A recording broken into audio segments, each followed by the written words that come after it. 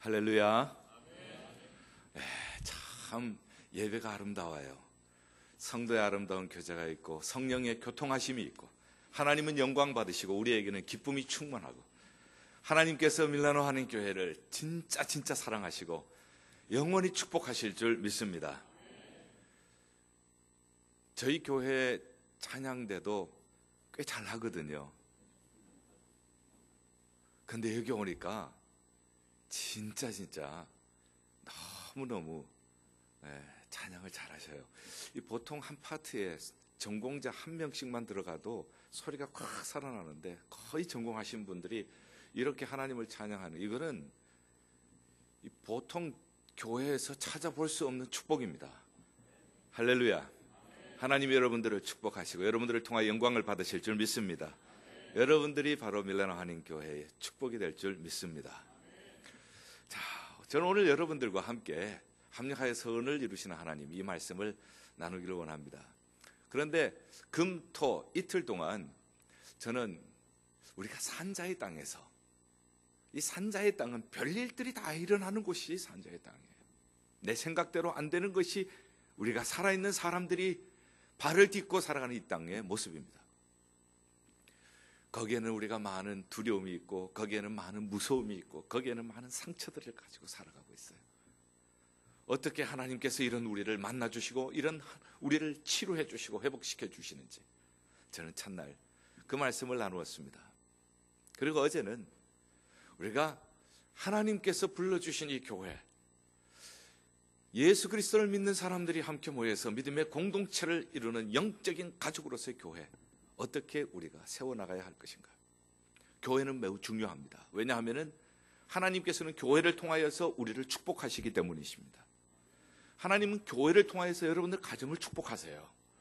그리고 하나님께서는 이 교회를 통하여 하나님의 뜻을 이루시기를 원하십니다. 온 세상 끝까지 하나님의 복음이 증거되는 킹덤 드림을 하나님께서는 놀랍게도 오늘의 교회를 통하여서 이루시기를 원하십니다. 오늘의 교회는 하나님의 꿈이 있습니다. 하나님의 계획이 있습니다. 그러므로 우리는 이 하나님의 교회를 아름답게 갖고 가야 할 그러한 책임과 소명을 함께 받았습니다. 어떻게 행복한 교회를 세워나가고 건강한 교회를 세워나갈 것인가, 그것을 어제 함께 나누었습니다. 오늘은 우리가 신앙생활을 하면서 하나님 앞에서 어떻게 신앙생활을 하는 것이 하나님께 영광이 되고 우리에게는 복이 될 것인가, 그리고 나의 과거와 나의 현재와 나의 미래는 어떻게 흘러가게 될 것인가, 이것을 우리가 안다면 불안하지 않을 것입니다. 이것을 안다면 우리는 초조하지 않을 것입니다. 절망하고 낙심 속에 빠져 있을 수도 없을 것입니다. 저는 오늘 이 말씀을 여러분들과 함께 나누고 싶습니다. 오늘 이 말씀을 보면은 이와 같이 성령도 우리의 연약함을 도우시나니, 지금까지 살아오면서 여러분들이 가장 힘들었던 것이 무엇입니까? 우리를 가장 힘들게 하는 것이 무엇입니까? 저는요, 그것이 연약함이라고 생각을 해요. 내가 연약할 때는 내가 원하는 것을 하지를 못하지 않습니까?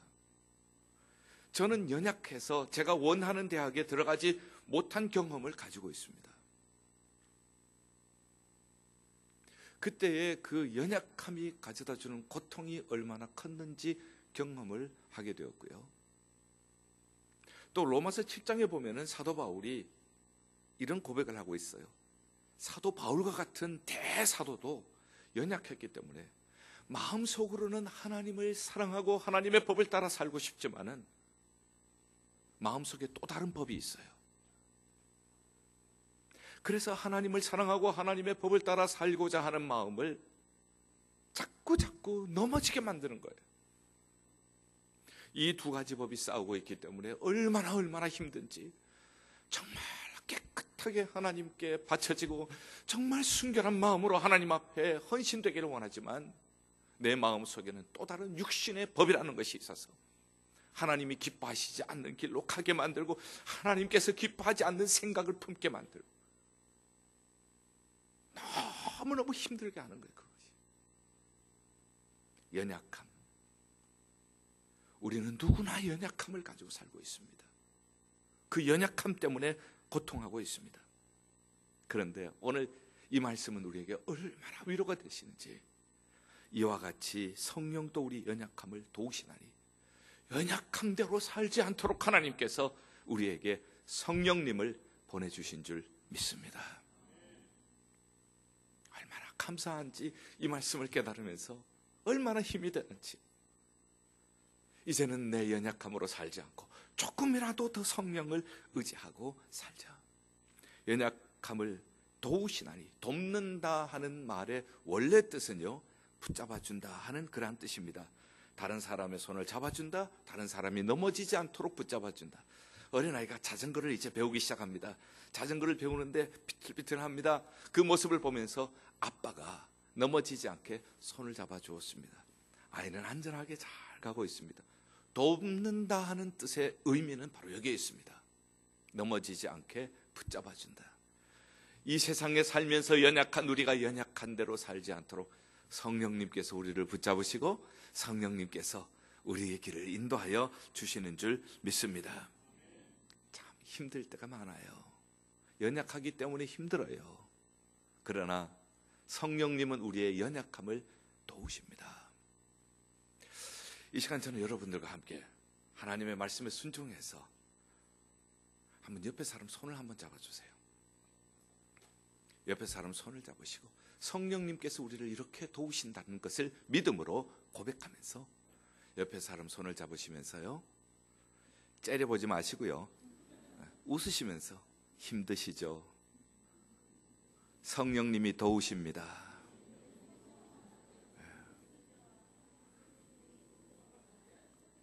힘내세요. 성령님이 도우십니다. 여러분들 이렇게 사시기 바랍니다. 성령님이 여러분들을 도우십니다.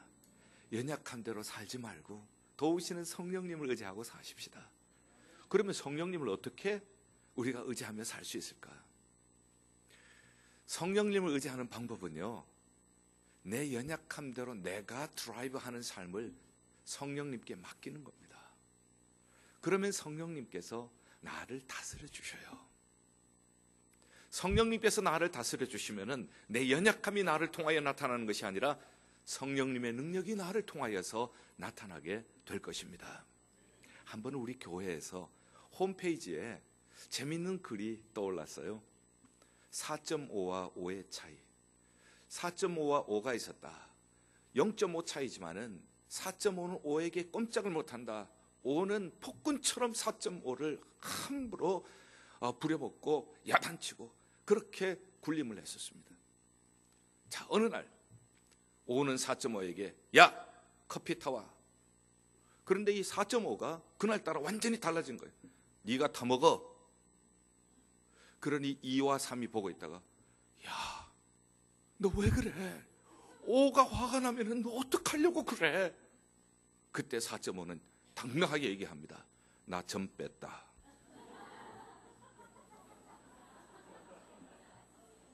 4.5에서 점 빼면 얼마가 되죠? 45가 되면 45는 5의 몇 배죠? 9배. 점 빼면은 성령의 능력이 나를 통하여 나타날 줄 믿습니다. 저는 이 얘기가 저에게 얼마나 마음에 와닿는지, 여러분들은 저를 보면은 잘 보이지 않지만 제 눈에는 큰 점이 있어요. 어려서부터 제가 울면은 어른들이 항상 말씀하시는 것은 넌 눈 밑에 점이 있어서 운다, 이렇게 얘기를 하셨어요. 제가 결혼하기 전에 아내에게 이 점이 있는 것이 아내에게는 좀 보기가 좀 안 좋을 것 같다는 생각이 들어서 제가 아내에게 얘기를 했습니다. 점을 뺄까 그랬더니 아내가 말은 못하고 있다가 점 빼라고 그러더라고요. 그래서 점을 뺐죠. 그래서 저는 점 뺀다는 것이 굉장히 저 인생에게는 굉장히 중요한 의미가 있어요. 맨날 약해서 울던 내가 점을 빼니까 아름다워지는 거, 아내도 좋아하는 모습을 보면서 점 빼야지. 그때부터 저는 점 빼야지. 나의 연약함, 나의 고집, 나의 모난 성격 점 빼야지. 그리고 성령님께 의지해야지. 조금이라도 내가 성령님께 의지할 때에 성령님께서 나를 통하여서 하나님의 위대한 일을 이루실 줄을 믿습니다.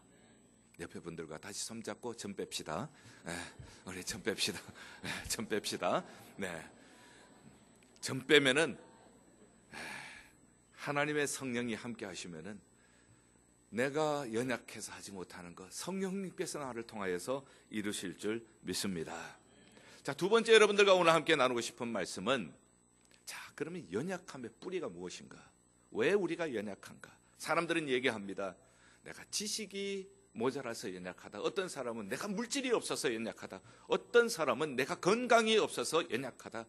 어떤 사람들은 나는 인맥이 없어서 연약하다. 어떤 사람들이 인맥이 빵빵해가지고 그래서 뭐 길이 쫙쫙 열리는데 나는 아는 사람도 없고 인맥이 없어서 연약하다. 이렇게 생각하기가 쉽습니다. 그러나 성경을 깊이 보면은 하나님께서는 뭐라고 말씀하시는가? 왜 우리가 연약한가? 그 다음에 말씀을 해주고 있습니다.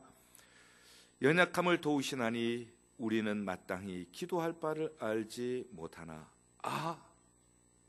연약한 것은 우리가 뭐가 없어서 연약한 것이 아니라 기도가 약한 것이 결국은 연약함의 뿌리구나 하는 것을 저는 깨닫게 된 거예요. 할렐루야. 여러분들 약한 것은요, 깊이 영적으로 들어가 보세요. 기도가 약한 거예요. 왜 그렇습니까? 기도는 하나님과 연결되는 것입니다. 하나님과 연결되어지면은 연약한 나에게 전능하신 하나님의 능력이 흘러오게 될 것입니다.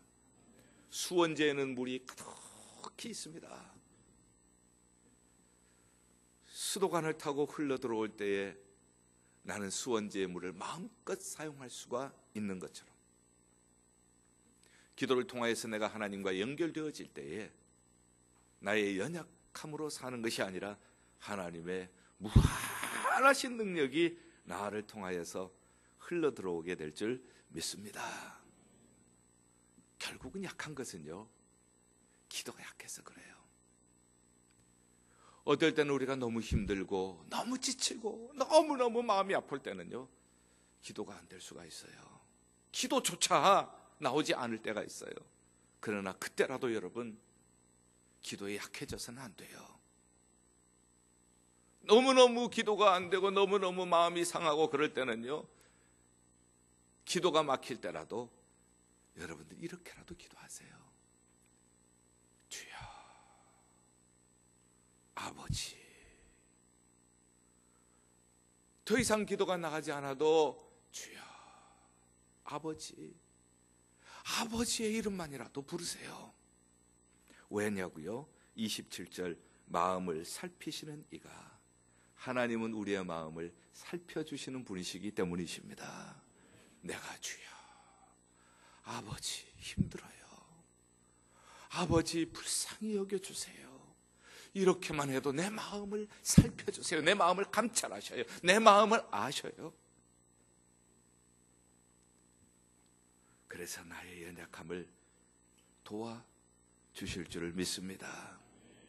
우리가 복음성가 부르는 그 복음성가 중에 이런 것이 있죠. 당신이 지쳐서 기도할 수 없고 눈물이 빗물처럼 흘러내릴 때 주님은 우리 연약함을 아시고 사랑으로 인도하시네. 누군가 널 위하여 누군가 기도하네.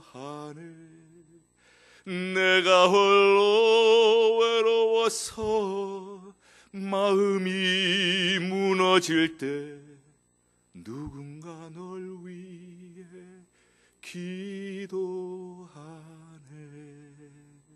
할렐루야. 마음이 무너질 때가 왜 없겠어요? 연약한 우리가. 그러나 주여, 기도에 약해지지 말고 그때도 아버지, 예수님, 우리가 이름만 불러도 마음을 감찰하시는 하나님께서 연약한 우리를 위하여서 도우셔서 마땅히 빌 바를 알지 못하는 우리가 하나님의 뜻을 따라 기도할 수 있도록 도와주실 줄을 믿습니다. 얼마나 감사한지. 힘내. 내가 너를 도와줄게. 쓰러지면 안 돼. 이 고비만 넘으면은 너에게 밝은 아침이 찾아올 거야.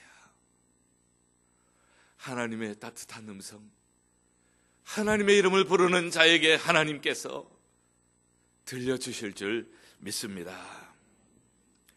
세 번째로 여러분들과 함께 나누고 싶은 말씀, 우리가 잘 아는 말씀입니다. 우리가 알거니와 하나님을 사랑하는 자고 그 뜻대로 부르심을 입은 자들에게는 모든 것이 합력하여 선을 이루느니라. 참 좋은 말씀이에요. 합력하여 선을 이룬다. 모든 것이니까 좋은 것도 나쁜 것도 있고요, 건강할 때도 있고 아플 때도 있고요, 성공할 때도 있고 실패할 때도 있고, 그러나 이 모든 것을 합력하여서 선을 이루신다. 얼마나 우리에게 큰 확신을 주시는 말씀인지 모릅니다. 그러나 누구에게 하나님께서 이렇게 하시는가? 하나님을 사랑하는 자, 곧 그 뜻대로 부르심을 입은 자들에게. 자, 중요한 질문을 여러분에게 던집니다. 나는 하나님의 뜻대로 부르심을 받았나? 안 받았나? 자, 여러분들에게 묻습니다. 여러분들은 하나님의 뜻대로 부르심을 받으신 분들입니까? 어떻게 아세요? 성경은 친절하게 우리에게 말씀을 해주고 계십니다. 내가 하나님의 뜻대로 부르심을 받았나 안 받았나. 왜 중요한가? 하나님의 뜻대로 부르심을 받은 사람들에게는 기쁜 일, 슬픈 일, 성공, 실패, 건강, 아픔 모든 것들을 합력하여 선을 이루시기 때문에,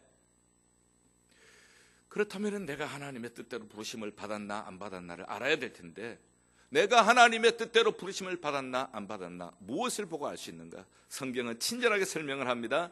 하나님을 사랑하는 자, 곧 그 뜻대로 부르심을 입은 자. 내가 하나님의 뜻대로 부르심을 입었는가 안 입었는가를 알 수 있는 방법은 내가 하나님을 지금 사랑하고 있는가 그렇지 않은가, 그것을 알면은 하나님의 뜻대로 부르심을 받았는지 아닌지를 알 수가 있어요.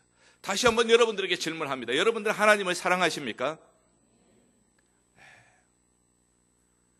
하나님을 사랑하시는 분은 하나님의 뜻대로 부르심을 받은 자인 줄 믿습니다.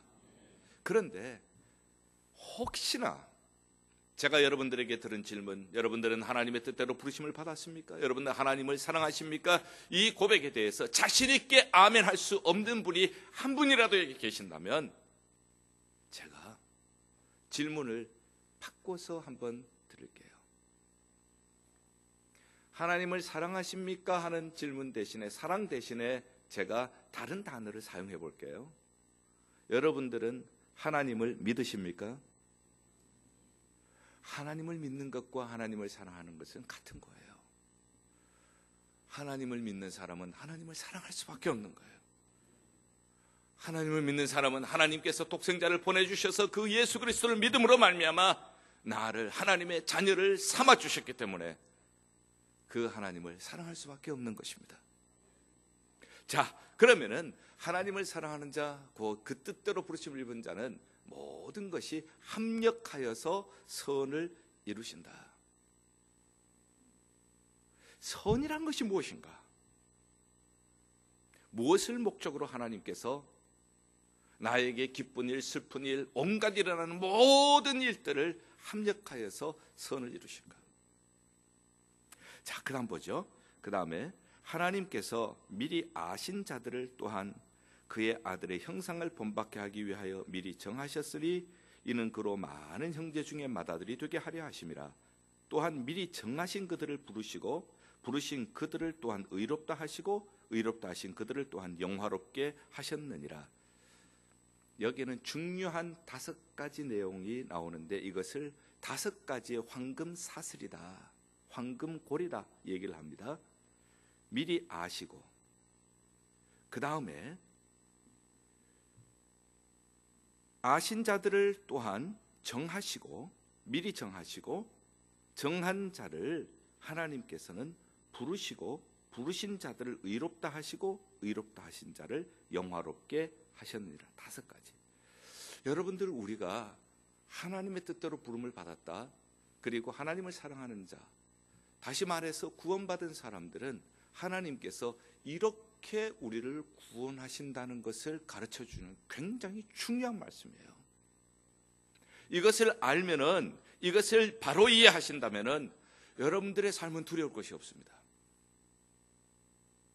내가 얼마나 하나님의 사랑 안에 있는지, 하나님께서 얼마나 나를 돌보고 계시는지 여기에 대한 확신만 있다면 어떠한 일이 일어나도 우리는 흔들리지 않을 것입니다. 미리 아시고 미리 정하시고 불러주시고 의롭다 하시고 영화롭게 하셨느니라. 옛날에는 이것을 한문으로 이렇게 가르쳐 주셨어요. 미리 아신다, 예지, 미리 정하셨다, 예정, 불러주신다, 소명, 그리고 의롭다 하시고 칭의, 그리고 영화롭게 하셨다, 영화. 이렇게 5가지를 황금, 구원의 황금 고리라고 얘기를 했습니다. 이 5고리가 이해가 되어지면은 여러분들은 두려울 것이 없어요. 하나님께서 그 이 5고리를 가지고 있는 사람에게는 모든 것을 합력하여서 선을 반드시 이루어 주실 것입니다. 내가 오늘 예수 믿게 된 거, 하나님께서 미리 아셨다는 거예요. 이것만 알아도 감사가 돼요. 제가 신학교에서 강의를 할 때 신학생 중에 한 분이 이런 고백을 했습니다. 신학생들에게 제가 어떻게 여러분들이 예수를 믿게 됐느냐고 물어봤어요. 그랬더니 한 사람이 한 40대에 한국에서 미국으로 이민을 왔습니다. 그런데 이분이 처음에 와서 할 일이 마땅치 않아서 야채 가게에서 꽃을 다듬는 일을 했습니다. 그런데 어떤 분이 꽃 배달을 하시는 분이 굉장히 친절하신 분이 계세요. 굉장히 친절하셔서 처음 이민 생활하면서 외롭고 고달픈 삶이지만은 많은 위로가 되었어요. 그런데 이분이 자꾸 무슨 얘기를 건네는데 나중에 알고 보니까 예수님 얘기예요. 그래서 그분을 통하여서 예수 그리스도를 만나게 된 거예요. 예수 그리스도를 만나고 예수 그리스도 안에서 사는 것이 얼마나 큰 행복인지, 예수 그리스도 안에서 하나님의 자녀가 되었을 때 하나님께서 나를 버려두시지 아니하시고 하나님께서 나와 동행해 주시고 나의 길을 인도하신다는 확신이 생기면서 그는 기쁘게 신앙생활을 하면서 이제 믿음이 잘 성숙하고 신학교까지 오게 되었다는 간증을 듣게 되었습니다. 우리가 예수 그리스도를 믿게 된 동기가 참 다양해요. 어떤 사람들은 사업에 실패했기 때문에 그 실패한 상태에서 붙잡을 것이 없어서 하나님을 붙잡은 사람, 예수의 이름을 부른 사람도 있고요. 어떤 사람은 질병을 통하여서 아무런 희망이 없을 때에 나를 고쳐주시기만 하면 주님 믿겠다고 그래서 예수 믿게 된 사람도 있고요. 심지어는 어떤 분은 자녀가 아파서 내 아들만 고쳐주시면, 내 딸만 고쳐주시면 예수 믿겠다고 그래서 예수 믿게 된 사람도 있고요. 어떤 분이 이민 오면서부터, 어떤 분은 유학 오면서부터 예수 믿는 사람, 예수님을 만난 사람들도 많이 계세요. 저희 교회도 아내는 교회에 오시는데 남편은 교회에 안 오시는 거예요. 그래서 차를 타고 와야 되니까 아내만 교회에 내려다 놓고 자기는 빙빙 돌아다니다가 예배 시간 마칠 때쯤 되면은 파킹장에서 기다리고 아내를 또 데리고 가고, 이렇게 하던 분이 하나님께서 그의 마음을 움직이셔서 그 다음에는 예배실로 들어오고, 그 다음에 세례 받고, 그 다음에 점점 신앙이 자라나서 장로님이 되신 분이 저희 교회 장로님 중에 2분이 그런 분이 계세요. 제가 그런 얘기를 하면은 하나님께서 참 그런 나를 이렇게 변화시켜 주셔서 주의 교회에 이렇게 귀한 일꾼으로 세우셨다고 그렇게 감격해하는 모습을 볼 수가 있습니다. 언제부터? 에베소서 1장 4절 보면 창세전부터, 이 세상이 지어지기 전부터 하나님께서는 우리가 하나님의 자녀 될 것을 이미 아시고 이미 정해 주시고, 그리고 하나님께서는 각자 환경은 다르지만 저 같은 사람은 모태신앙으로 부모님으로부터 신앙을 받아서 하나님의 자녀가 되게 하시고, 어떤 사람은 질병을 통하여, 어떤 사람은 사업의 어려움을 통하여, 어떤 사람은 자녀들을 통하여서, 그래서 예수 그리스도를 불러주시, 예수 그리스도께로 나오게 해주신 거예요. 그래서 예수 그리스도를 나의 주라고 시인할 때에 그때 You are justified. 너는 의롭게 되었다고 칭의해 주시고, 그리고 나를 영화롭게 해 주셔서 이 땅에서 하나님의 자녀의 권세를 가지고 영화롭게 살아가고, 이후에 이 땅에 나의 삶이 끝날 때에 저 천국의 영화로운 곳으로 우리를 인도하여 주실 줄 믿습니다. 창세전부터 미리 아시고 정하셔서 이 땅에 살아가는 동안 하나님께서 이런 모양으로 저런 모양으로 나를 불러주시고 예수 그리스도를 주라고 고백하게 하셔서 나를 의롭다고 하시고 하나님의 자녀의 영광스러운 반열에 세워주시고, 그리고 이후에 천국 올라가게 하시는 이 구원의 다섯고리, 이것을 우리가 이해한다면 두려울 곳이 없어요. 하나님을 사랑하는 사람, 그 뜻대로 이렇게 부르심을 받은 사람은 합력하여서 선을 이루실 줄 믿습니다. 모든 초점이 어디에 있는가? 예수 그리스도께 있어요. 그러므로 왜냐하면 예수 그리스도를 믿음으로 우리가 의롭게 되어지고, 예수 그리스도를 믿음으로 말미암아 우리가 하나님의 자녀가 되어지고, 예수 그리스도를 믿음으로 말미암아 우리가 사망에서 생명으로 옮겨지게 될 줄 믿습니다. 예수 그리스도께서 해답입니다. 그래서 오늘 29절에 그 아들의 형상을 본받게 하기 위하여 이렇게 하셨다는 겁니다. 이 구원의 다섯 꼬리는 결국은 초점이 예수님께 있어요. 저는 오늘 이 말씀을 하면서 여러분들에게 이제 정리를 해서 알기 쉽게 말씀을 드릴게요. 여러분들 하나님을 사랑하는 자, 곧 그 뜻대로 부르심을 입은 자, 모든 것, 어떤 일이 있어도 여러분 초점을 예수 그리스도께 맞추시기를 바랍니다. 내가 실패를 해도요, 예수 그리스도께 초점 맞추십시오. 내가 연약해서 하면은 열등감에 사로잡힙니다. 다른 사람 때문에 하면은 미움이 생깁니다. 환경 때문에 하면은 우리의 마음은 세상을 보는 눈이 비틀어지게 되어집니다. 그러나 내가 실패할 때, 아플 때, 연약할 때에 초점을 예수님께 맞춰보십시오. 그것 때문에 예수님을 더 붙잡아 보십시오. 그것 때문에 더 예수님께 기도해 보십시오. 예수 그리스도께서는 아픔을 통하여 나를 더욱 성숙하게 만들어 주실 것입니다. 나를 더욱더 큰 믿음의 사람으로 성장시켜 주실 것입니다. 내가 성공을 했다고 해도 자만하면 안 돼요. 예수님께 초점을 맞춰야지. 나를 성공하게 하시는 분, 나를 잘되게 하시는 분은 예수 그리스도십니다. 예수님 영광을 받아 주시옵소서. 이런 사람은 하나님께서 계속해서 축복하실 수 있지만, 예수 그리스도께 초점을 맞추지 않으면, 그 아들의 형상을 본받는 일에 우리가 힘쓰지 않는다면 하나님께서는 그것을 통하여서 교만하는 사람은 하나님은 물리치십니다. 그것 때문에 교만하고 그것 때문에 쓰러지게 되어지는 거예요. 어떤 일이 있어도 하나님을 사랑하는 사람들, 하나님의 뜻대로 부르심을 받은 여러분들은 잘 되든 못되든 건강하든 혹은 연약하든 예수 그리스도께 초점을 맞추시기를 바랍니다. 그리고 하나님의 아들의 형상을 본받는 일에, 예수 그리스도를 닮아가는 일에 거기에 초점을 맞춰 보십시오. 모든 것에 합력하여 하나님이 반드시 선을 이루실 줄 믿습니다. 이솝우화 중에 이런 이야기가 있습니다. 개미와 배짱이 얘기가 있습니다. 오리지널 버전은 이렇게 이야기가 전개되죠. 개미는 부지런해서 열심히 일을 하고요, 배짱이는 맨날 노래만 부르고 일을 안 하는 거예요. 겨울이 되었습니다. 개미는 열심히 일해서 쌓아놓은 것으로 겨울을 잘 지냈지만, 배짱이는 놀고만 있다가 겨울에 먹을 것이 없어서 쫄쫄 배를 굶었다 하는 그런 얘기입니다. 그 이야기가 또 바뀌어가지고 리바이즈드 버전이 나왔어요. 어떻게 바뀌었는가 하면은, 개미는 너무너무 열심히 일하다가 그만 과로해서 허리를 다쳤대요. 많은 것을 쌓아놓았지만 허리가 아파서 일어나지를 못하고 쌓아놓은 것을 먹지 못했다.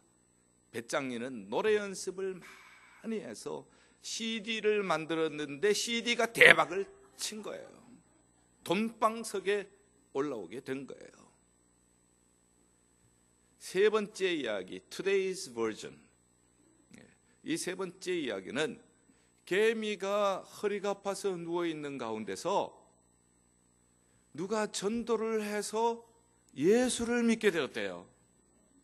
누가 전도했냐고 물어봤더니 밀라노 한인교회 교인이 전도했대요. Believe it or not. 믿든지 말든지. 자, 어쨌든 예수를 만났어요. 예수 그리스도께 간절히 기도했습니다.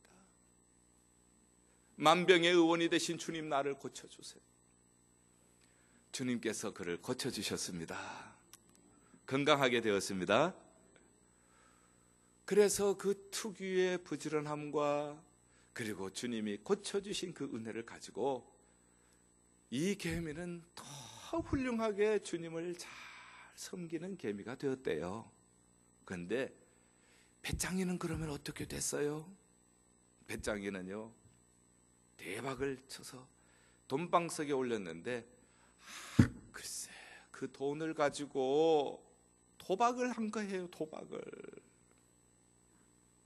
그리고 그 돈을 가지고 마약에 손을 대버렸어요. 돈을 다 잊어버리고 몸도 마음도 다 망가지게 되었다. 제가 그 이야기를 읽으면서 그렇구나. 우리가 어떤 일이 있어도 예수님께 초점을 맞춰야 되는구나. 아파도 예수 그리스도께 주님, 날 고쳐주세요. 건강한 몸으로 주님 위해 찬양하게 하여 주세요. 건강한 몸으로 사업하게 하여 주세요. 주님 위해 사업하게 하여 주세요.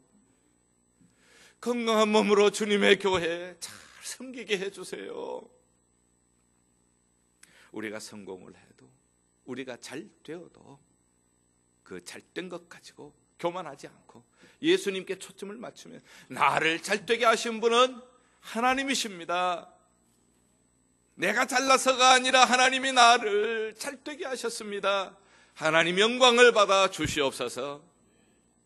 첫날 우리가 한 것처럼 하나님께 이렇게 복을 받아서 다른 사람을 복되게 할 때에 우리는 축복을 생산하는 축복 생산 공장이 되게 될 줄 믿습니다. 밀라노 한인교회 축복 생산 공장, 밀라노 한인교회. 할렐루야. 저는 오늘 설교를 마치면서 저의 얘기를 간단하게 하고 설교를 마치려고 합니다. 저는 20대 초반에 미국으로 이민을 갔습니다.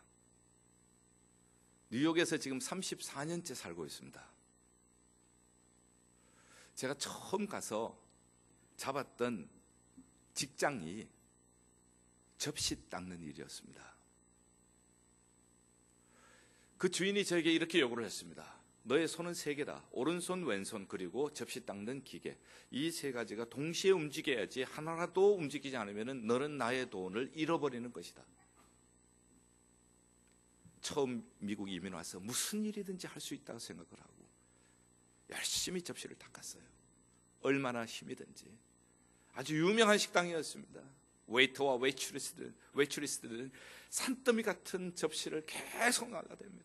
그걸 쉼 없이 계속 접시를 닦아냅니다.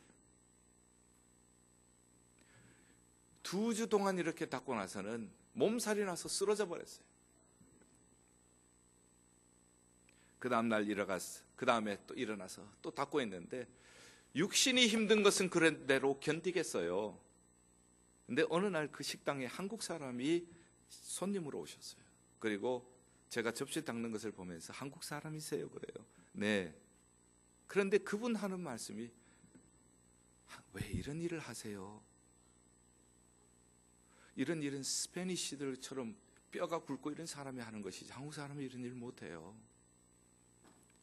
제가 힘들었던 것은, 몸이 힘든 것보다가 더 힘들었던 것은 이 말 한마디가 저에게 얼마나 힘들게 했는지 결국은 한 달 하고 그 일을 더 이상 지탱할 수가 없었어요. 그러나 이 한 달이라는 기간은 저를 새롭게 만드는 기간이었습니다. 접시를 다 닫고 청소를 다 하고 그리고 마지막에 문을 닫고 가면은 밤 12시에 문을 닫습니다.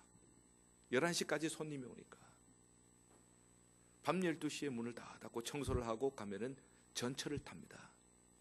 밤에는 전철이 잘 오질 않습니다. 전철을 기다리는데 미국 처음 와서 길도 몰라요. 집하고 그리고 이 식당만 왔다 갔다 하는 그 길만 압니다. 누가 나를 데리고 가도 누가 나를 납치해 가도 나는 이 세상에 흔적도 없이 사라질 수밖에 없는 그러한 상황을 경험하게 된 거예요. 그래도 한국에 있을 때는 평탄한 삶을 살아왔어요. 그런데 제 인생에서는 난생 처음이라는 것을 경험하게 된 겁니다. 내 생명의 위협을 느끼기까지.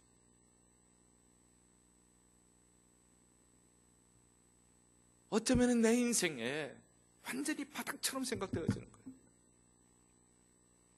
그래도 한국에 있을 때는 대학에서 조교도 하고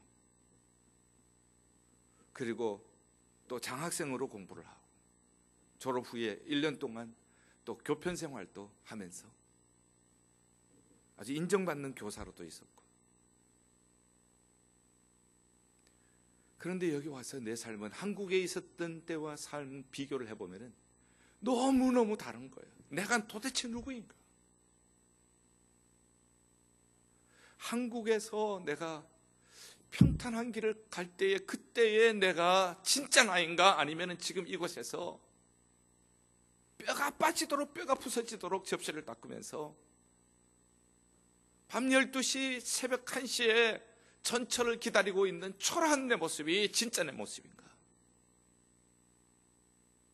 그때 하나님께 질문했던 중요한 질문이 있습니다. 하나님 여기도 나와 함께 계십니까? 이 질문을 했습니다. 하나님, 지금 또 하나님은 나와 함께 계시고 지금 이 순간에도 누가 나를 데리고 가면은 나는 이 세상에서 흔적조차도 없을 수 있는 바로 이 순간에도 하나님은 나와 함께 계십니까? 간절하게 하나님께 물은 질문이었습니다. 그때 잠잠하게 제 마음속에 들려주시는 하나님의 음성, 종훈아, 내가 너와 함께 있다. 저는 목사의 아들로 자라면서 교회에서 신앙생활하면서 자라왔어요. 많은 것을 했고 많은 것을 들었고 많은 것을 알고 있지만 그때처럼 하나님을 체험적으로 만난 시간이 없었어요. 그때처럼 하나님의 음성을 생생하게 들은 적이 없었어요. 종훈아, 내가 너와 함께 있다. 그러면서 제 삶 속에는 제 지나온 인생이 주마등처럼 쫙 펼쳐지는데 지금까지 나의 인생 순간순간 하나님께서 어떻게 인도해 주셨는지 그것이 한눈에 선명하게 보여지게 하셨어요. 그러고 나서 하나님께서 나의 인생을 어떻게 인도하시는가를 알게 되었습니다. 그것이 바로 하나님께서는 주의 종의 길을 가기 위해서 내 인생 순간순간을 인도해 오셨다는 것을 깨닫게 되었습니다. 그때부터는 두려움이 없었습니다. 그때부터는 두려움이 없고 그때부터는 이제는 겁이 없어요. 하나님이 나와 함께 하신다는데, 이러한 순간에까지 하나님이 함께 하시는데, 저는 아버님 목회하시는 것을 보면서 자랐습니다. 저희는 8남매입니다. 남자가 5, 여자가 3이에요. 그런데 옛날에는 한 방에 여러 명이 살았어요. 위로 큰 형님들, 누님들은 다른 방에 살고 밑으로 4명은 같은 방에서 부모님과 같이 잡니다. 때로는 부모님이 교회 일로 이렇게 서로 의논하시고 너무너무 어려운 일이 있을 때는 하나님 앞에 눈물로 기도하셔요. 그러면 우리는 누워가지고 그 소리를 들으면서 눈을 뜨지를 못하는 거예요. 부모님이 혹시 당황하실까 싶어서 누워서 우리가 뒤를 돌아서 보이지 않게 우리도 같이 눈물을 흘렸어요.